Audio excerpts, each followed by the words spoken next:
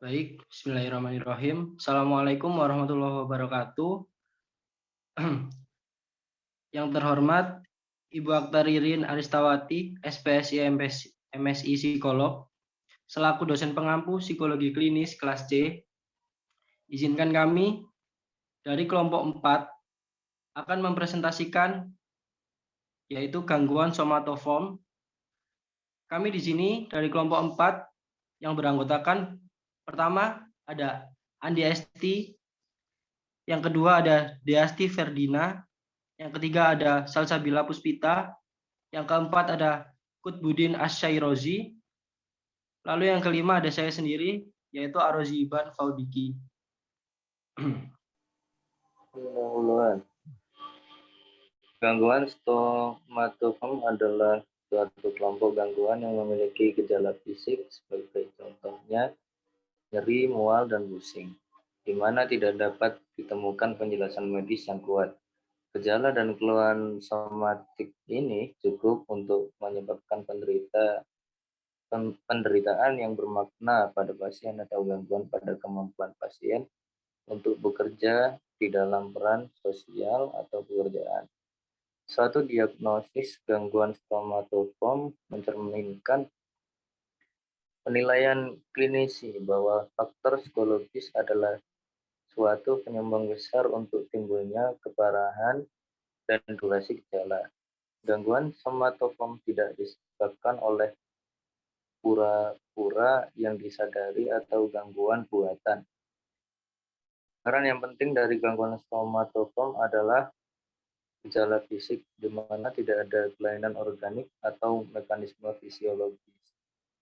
Dan untuk hal tersebut terdapat bukti positif atau perkiraan yang kuat bahwa gejala tersebut terkait dengan adanya faktor psikologis atau konflik. Karena gejala tak spesifik dan beberapa sistem organ dapat terjadi pada penderita kecemasan maupun penderita somatoform,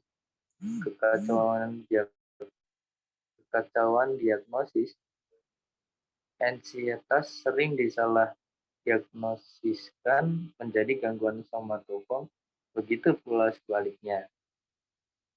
Adanya gangguan somatoform tidak menyebabkan diagnosis ansietas menjadi hilang. Pada DSM-4 ada 5S kategori penting dari somatoform,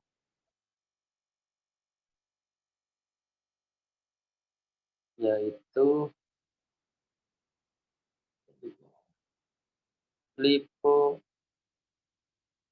lipokondriasis, gangguan somatisasi, gangguan konversi, gangguan dismorfik tubuh, dan gangguan nyeri somatoform. Pada gangguan ini seringkali terlihat adanya perilaku mencari perhatian, histrionik, terutama pada pasien yang kesal karena tidak berhasil memujuk dokternya untuk menerima keluhan mengenai penyakit fisik dan bahwa perlu adanya pemeriksaan fisik yang lebih lanjut. Untuk mengetahui lebih jelas mengenai gangguan somatoform, maka perlu dipaparkan lebih rinci mengenai definisi, kriteria, penyebab, dan penanganan bagi individu dewasa dengan gangguan somatoform.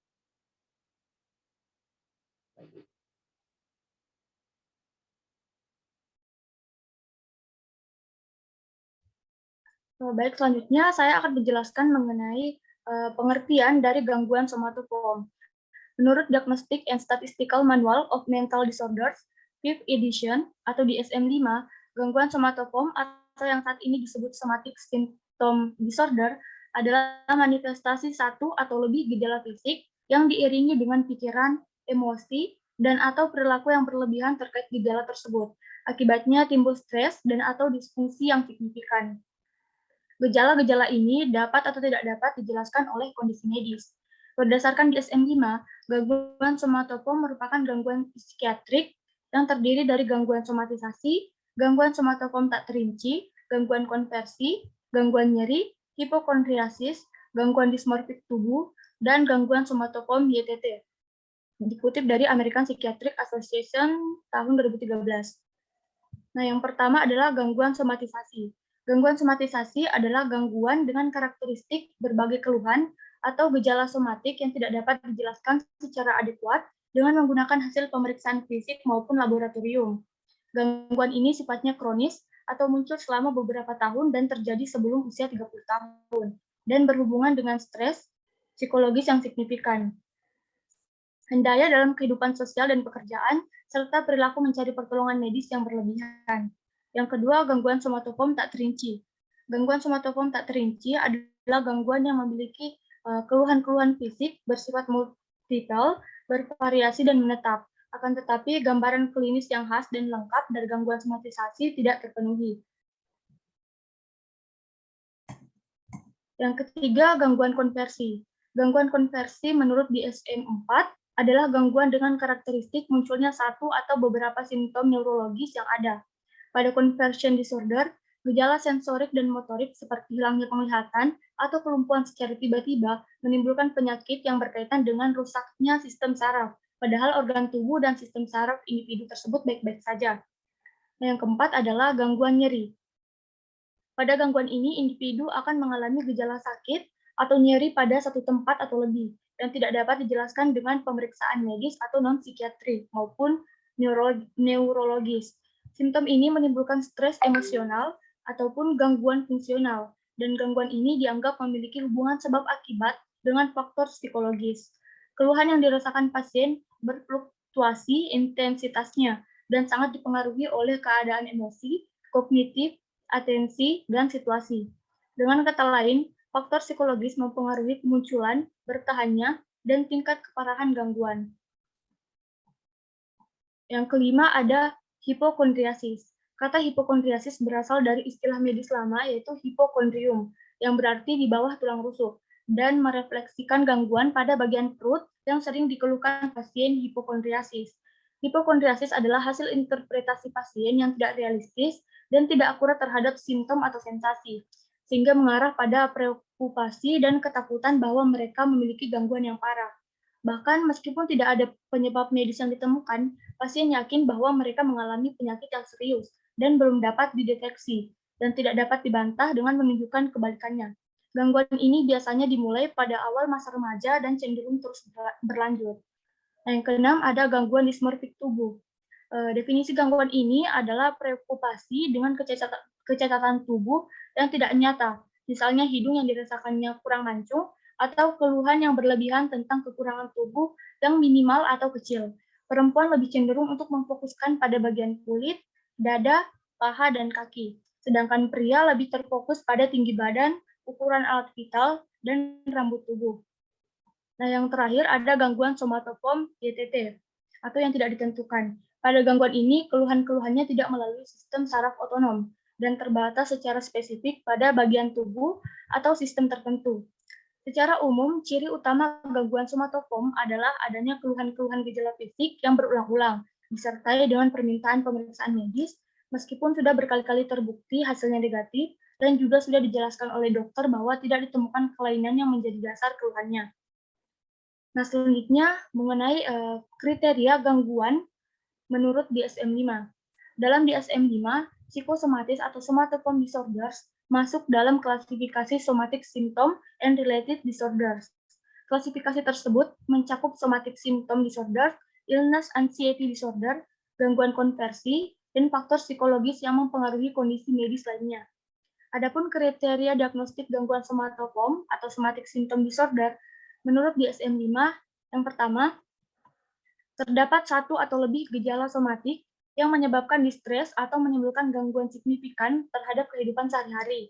Yang kedua, pemikiran, perasaan atau perilaku berlebihan yang berhubungan dengan gejala somatik atau kekhawatiran tentang kesehatan lainnya yang terwujud dengan salah satu kondisi di bawah ini. Yang pertama, pemikiran yang persisten atau menetap dan tidak sepadan tentang keseriusan gejala seseorang. Yang kedua, kecemasan tinggi yang persisten terhadap kesehatan atau gejala. Yang ketiga, waktu dan energi yang diberikan secara eksesif untuk gejala atau kekhawatiran tentang kesehatan ini. Nah, kriteria yang ketiga yaitu walaupun gejala somatik tertentu tidak bertahan pada waktu diagnosis, keadaan simptomatik dapat bersifat persisten, biasanya lebih dari 6 bulan. Selanjutnya mengenai penyebab akan dijelaskan oleh teman saya.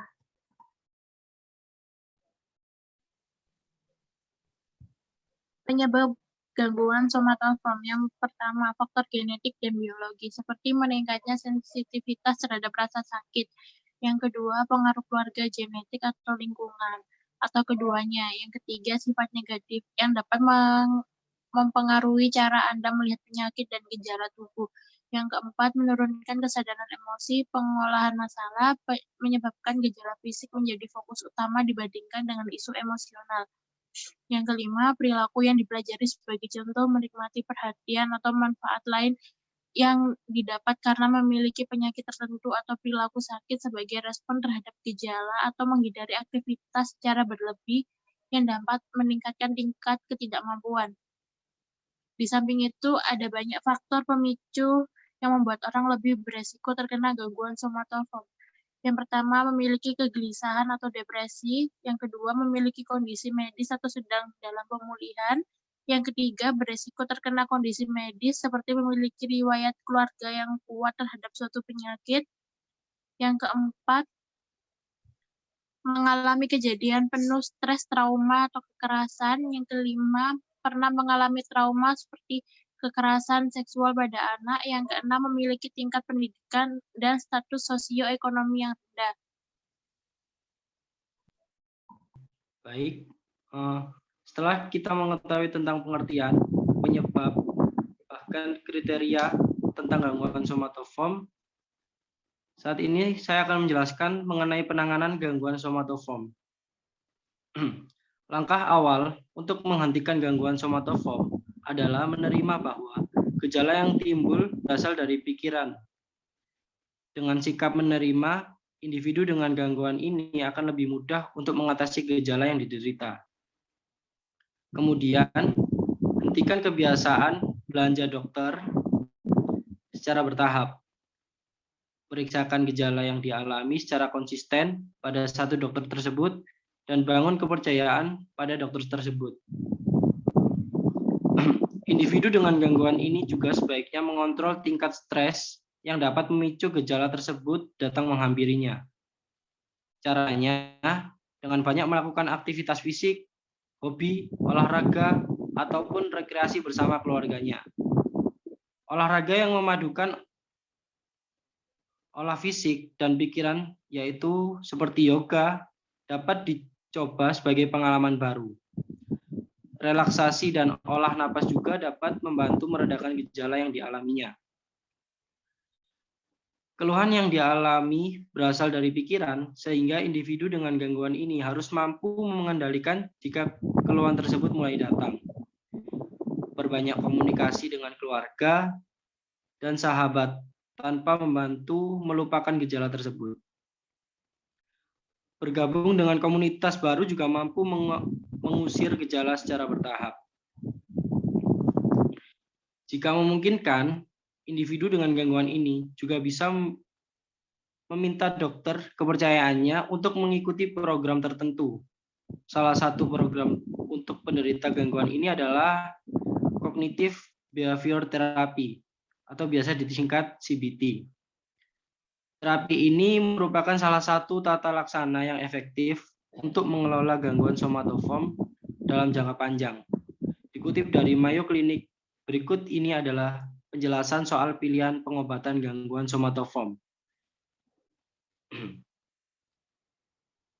Yang pertama ada psikoterapi. Terapi perilaku kognitif dapat membantu individu, yaitu A. Memeriksa dan menyesuaikan kepercayaan dan ekspektasi mengenai gejala fisik. B. Mempelajari cara mengurangi stres. C. Mempelajari cara mengatasi gejala fisik. D. Mengurangi fokus terhadap gejala yang muncul. E. Usahakan untuk tidak menghindar dari situasi dan aktivitas karena respon normal tubuh yang mungkin muncul. F.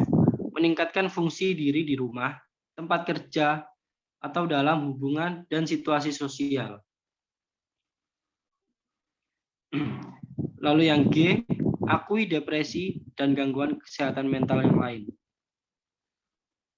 Lalu ada pengobatan, yaitu obat antidepresan dapat mengurangi gejala yang terkait dengan depresi dan rasa sakit yang sering muncul dengan gangguan gejala somatik.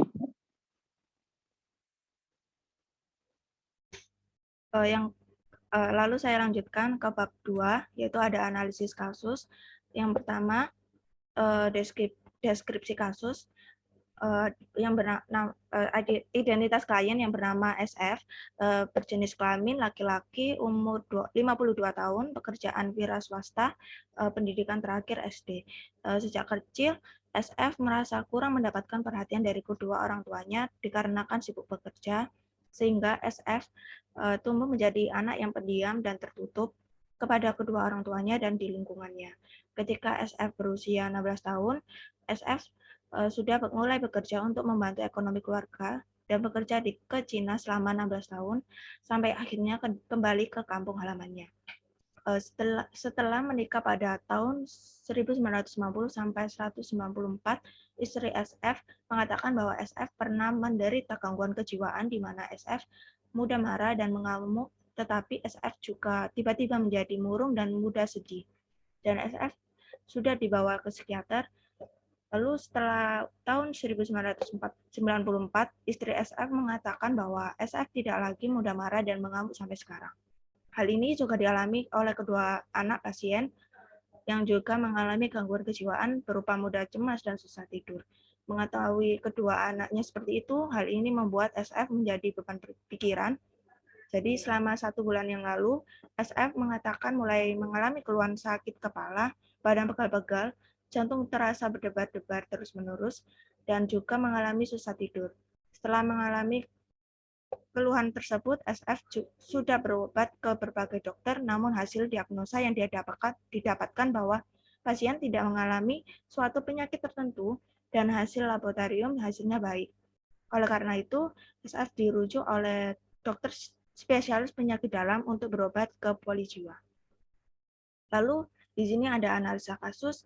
Berdasarkan uraian kasus tersebut, hasil asesmen dan rujukan yang ada di somatic symptom dan related disorder pada DSM-5, maka dapat diagnosis bahwa SF mengalami masalah yang dengan kode 300.82 atau F45.1, yaitu somatic symptom dan related disorder dengan beberapa kriteria seperti diketahui dalam uraian kasus tersebut mengalami perilaku yang sama dengan kriteria DSM-5 somatic symptom and related disorder, yaitu yang pertama, SF mengeluh kesakitan pada daerah tubuh seperti sakit kepala, badan pegal-pegal, jantung berdebar-debar, dan susah tidur. Namun sesuai diagnosis dokter dan hasil laboratorium bahwa SF tidak mengalami suatu penyakit tertentu.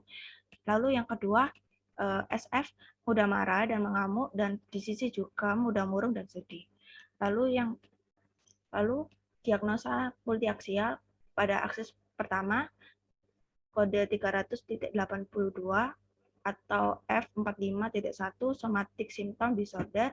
Pada akses 2, yaitu Z.03.2, yaitu tidak ada diagnosis pada akses 2. Yang ketiga, pada aksis ketiga, yaitu tidak ada diagnosis oleh dokter. Yang keempat, ada aksis 4, adalah masalah yang berkaitan dengan primary support group pada keluarga. Yang kelima, ada akses 5, yaitu gap skill-nya ada 90 sampai 81.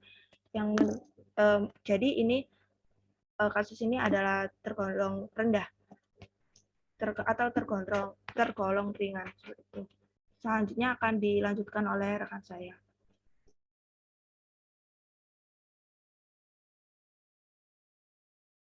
Oke, selanjutnya di sini ada review jurnal. Untuk jurnal yang pertama, judulnya adalah Peranan Kepribadian dan Stres Kehidupan Terhadap Gangguan Somatisasi. Jurnalnya diambil dari Jurnal Psikologi pada tahun 2003, nomor 1, halaman 36 sampai 56. Penulis jurnal ini adalah M. Nur Rohman Hajam. Reviewer, saya sendiri, Andi Malia Astuti, dengan NIM 1512000090. Dan direview pada tanggal 11 Desember 2021. Tujuan penelitian ini adalah untuk mengungkap peranan kepribadian pada gangguan somatisasi serta memformulasikannya pada sebuah model yang menjelaskan gangguan somatisasi. Nah, subjeknya berjumlah 212 orang dan terbagi menjadi 2 kelompok, yaitu subjek yang menderita gangguan somatisasi sedang dalam perawatan baik rawat inap maupun rawat jalan di rumah sakit umum, serta subjek normal. Nah, metode dalam penelitian ini, variabel tergantung yang dipakai dalam penelitian ini adalah gangguan somatisasi, sedangkan variabel bebasnya adalah harga diri, kepribadian tahan banting, kemandirian, dan stres kehidupan sehari-hari. Nah, untuk hasilnya, model yang diuji dalam penelitian sebanyak 6 model yang dibagi menjadi model untuk subjek yang menderita gangguan somatisasi dan model untuk subjek normal.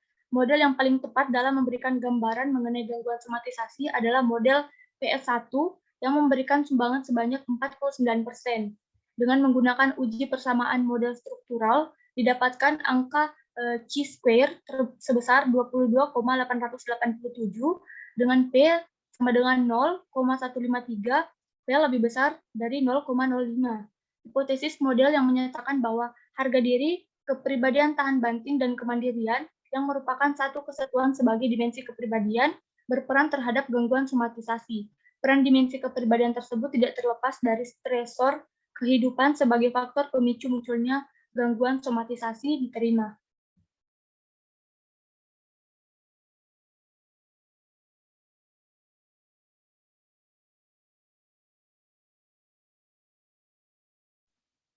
Baik, jurnal kedua yang berjudul Hubungan Karakteristik Guru dan Tingkat Stres dengan Gangguan Somatoform pada Guru SMKN 16 Jakarta pada masa COVID-19 tahun 2021. Jurnalnya milik Rizka Fitri Nabila Tristin tahun Juli 2021, penulis Rizka Fitri Nabila, reviewer saya sendiri, Desi Ferdinia Dinda Warapsari, 15.12.00.112, tanggal 11 Desember 2021. Tujuannya, gangguan somatoform adalah stres fisik yang melibatkan satu atau lebih gejala fisik yang disertai dengan lamanya waktu, emosi, atau perilaku yang berlebihan terkait dengan gejala yang menyebabkan gangguan atau disfungsi yang signifikan. Gejala fisik tersebut dapat atau tidak dapat didefinisikan melalui suatu kondisi medis yang pasti. Guru pada masa pandemi merupakan salah satu kelompok rentan terhadap stres yang dapat memicu gejala gangguan somatoform. Penelitian ini bertujuan untuk melihat hubungan antara karakteristik guru dan tingkat stres dengan gangguan somatoform. Subjeknya 34 guru, metodenya penelitian ini bersifat kuantitatif analitik dengan desain cross-seksional. Variabel yang diteliti yakni usia, jenis kelamin, masa kerja, beban kerja, tingkat stres, dan gangguan somatoform. Hasil penelitian menunjukkan tingkat stres bermakna dengan gangguan somatoform P sama dengan 0,01, OR sama dengan 30,33,95%, CI 3,205 sampai 287,097.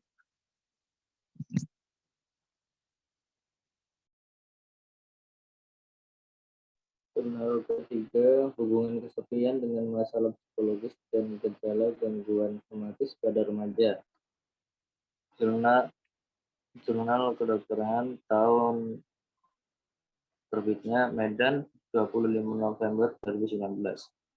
Nulis Hafiza Khairi Dafnas. Reviewer saya sendiri Budi Nasyarazi pada tanggal 13 Desember 2021. Tujuan penelitian ini untuk mengetahui hubungan kesepian dengan masalah psikologis dan gejala gangguan somatis pada remaja. Subjek pada penelitian ini diambil secara acak dari masing-masing 33 siswa dan siswi setiap angkatan kelas 10, 11, dan 12. Metode penelitiannya adalah dengan studi penelitian analitik dengan desain penelitian cross-seksional menggunakan data primer yang berasal dari kuesioner, Sampel penelitian dipilih dengan metode stratified random sampling dari seluruh data kuesioner yang memenuhi kriteria penelitian.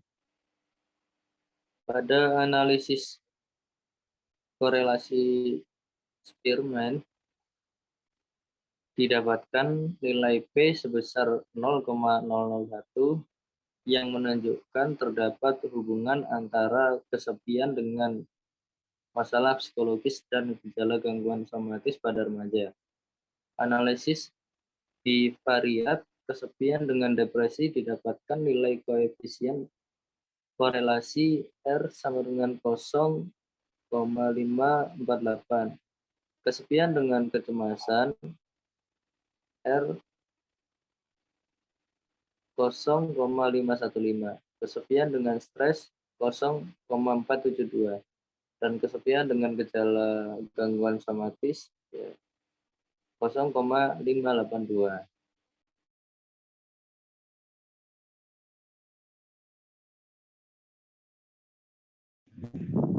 Baik, lalu ada jurnal yang keempat dengan judul Laju Pernafasan Ibu dengan Gangguan Somatis yang diberikan terapi relaksasi autogenik. Berasal dari jurnal Kesmasindo pada tahun 2013.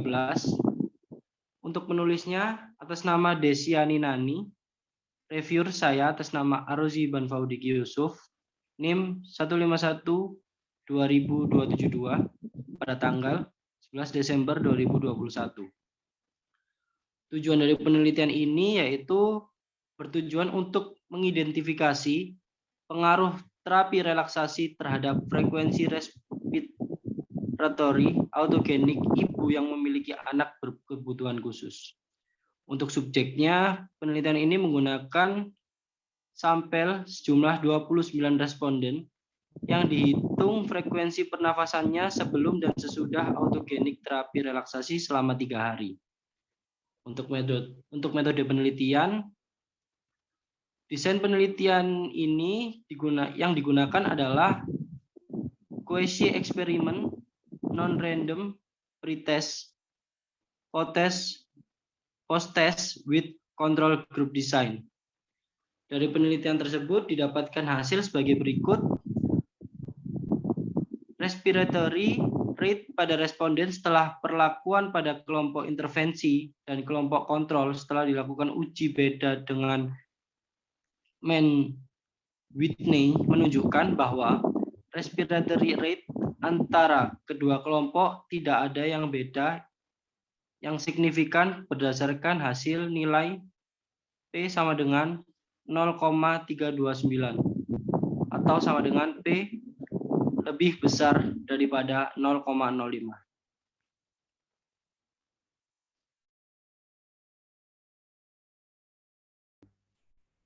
Selanjutnya ada jurnal 5 yaitu dengan berjudul Hubungan Pembelajaran Jarak Jauh dan Gangguan Somatoform dengan Tingkat Stres Mahasiswa UIN Syarif Hidayatullah Jakarta. Dari jurnal Fakultas Ilmu Kesehatan Universitas Islam Negeri Syarif Hidayatullah Jakarta pada tahun Juni 2020 nomor 1 volume 2. Penulis Rizky Moharani Putri, Anissa Dwi Oktaviani, Adi Setia Firda Utami, Ni Rimatura Rahmah Halwa, Ania Adina Khairunisa. Reviewnya saya sendiri yaitu Salsabila Puspita NIM 187 pada tanggal 11 Desember 2021. Untuk tujuan penelitian ini dilaksanakan untuk mengetahui hubungan PJJ dan gejala gangguan somatoform terhadap tingkat stres pada mahasiswa UIN Syarif Hidayatullah Jakarta pada masa awal pandemi COVID-19. Subjeknya menggunakan penelitian 470 mahasiswa aktif Starta 1 UIN Syarif Hidayatullah Jakarta. Data diperoleh dengan penyebaran kuesioner secara online pada bulan April hingga pada bulan Mei 2020. Metode yang digunakan yaitu observasional analitik dengan pendekatan kuantitatif design studi cross-sectional. Lalu ada hasil penelitian yaitu frekuensi pelaksanaan PJJ memiliki hubungan signifikan dengan tingkat stres responden. Hasil analisis multivariat menunjukkan bahwa mahasiswa yang telah melaksanakan BCJ kurang lebih 12 kali cenderung memiliki stres tingkat rendah dibandingkan dengan mahasiswa dengan frekuensi BCJ. Selanjutnya akan dilanjutkan oleh rekan saya. Oke, selanjutnya bab 4 ada kesimpulan. Mental adalah hal-hal yang berkaitan dengan batin dan watak manusia. Dengan kata lain, kesehatan mental adalah kondisi ketika batin dan watak manusia dalam keadaan normal, tentram, dan tenang, sehingga dapat menjalankan aktivitas dan menikmati kehidupan sehari-hari. Nah, adapun gangguan somatofom atau somatic symptom disorder adalah manifestasi satu atau lebih gejala fisik yang diiringi dengan pikiran, emosi, dan atau perilaku yang berlebihan terkait gejala tersebut. Akibatnya timbul stres dan atau disfungsi yang signifikan. Gejala-gejala ini dapat atau tidak dapat dijelaskan oleh kondisi medis. Gangguan somatofom menurut DSM-5 dibagi menjadi 7 tipe, yaitu gangguan somatisasi, gangguan somatofom tak terinci, gangguan konversi, gangguan nyeri, hipokondriasis, gangguan dismorfik tubuh, dan gangguan somatofom YTT. Meskipun terbagi menjadi 7 macam, gangguan somatofom memiliki ciri utama, yakni adanya keluhan-keluhan gejala fisik yang berulang-ulang, disertai dengan permintaan pemeriksaan medis, meskipun sudah berkali-kali terbukti hasilnya negatif, dan juga sudah dijelaskan oleh dokter bahwa tidak ditemukan kelainan yang menjadi dasar keluhannya. Baik, berikut tadi adalah presentasi penjelasan paper hasil diskusi dari kelompok kami, yaitu kelompok 4, yang memuat tentang pengertian, penyebab, kriteria, serta penanganan pada gangguan somatofom, yang dilampiri juga dengan analisis kasus beserta analisis dari berbagai jurnal. Semoga teman-teman paham apa yang kami sampaikan. Apabila ada salah kata, baik yang disengaja ataupun yang tidak disengaja, mohon maaf yang sebesar-besarnya. Atas perhatiannya kami ucapkan terima kasih. Assalamualaikum warahmatullahi wabarakatuh.